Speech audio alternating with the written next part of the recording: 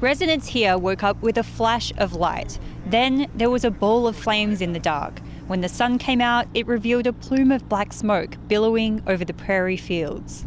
Put our blinkers on and we went really, really slow. And then I realized the little stripes on the cars were actually railway cars. And I'm like, oh my God, it's another railway disaster. On the other side of town this time. It happened between the communities of Lanigan and Guernsey. 31 train cars derailed, 12 cars on fire. They were carrying crude oil.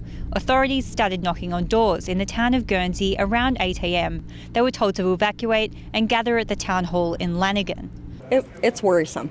This is on the other side of town now, so is it going to happen in the middle?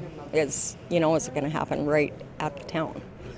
Is the other thing. My husband owns the garage out right in front of the railroad tracks there, so kind of scary. We could lose everything out there.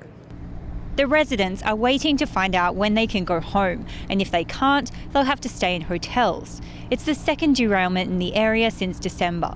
The last one was from a CP train too. It spilled 1.5 million litres of crude oil into the ground.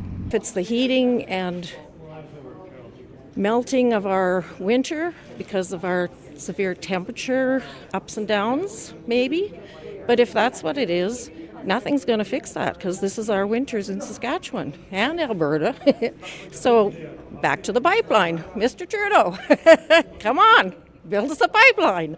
The Transportation Safety Board is still investigating that incident. There's no word on the cause of either derailment. Now, Federal Transport Minister Marc Garneau has announced a temporary speed limit on rail traffic carrying dangerous goods. I'm very concerned with the derailment of trains that are carrying dangerous goods, and I have therefore decided to put in place, for safety purposes, a ministerial order which will come into effect tomorrow night at midnight, although we are asking the railways to implement it immediately. And this will be a speed reduction for trains that are carrying significant amounts of dangerous goods. That's 20 or more cars.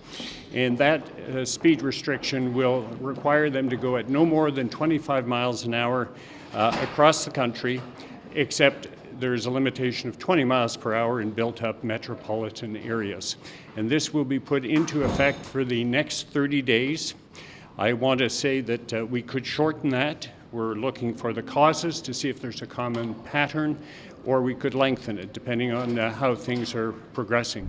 Residents of the town of Guernsey are worried this could happen again. And if it does, they worry next time it could be closer to their town. Alicia Bridges, CBC News, near Guernsey.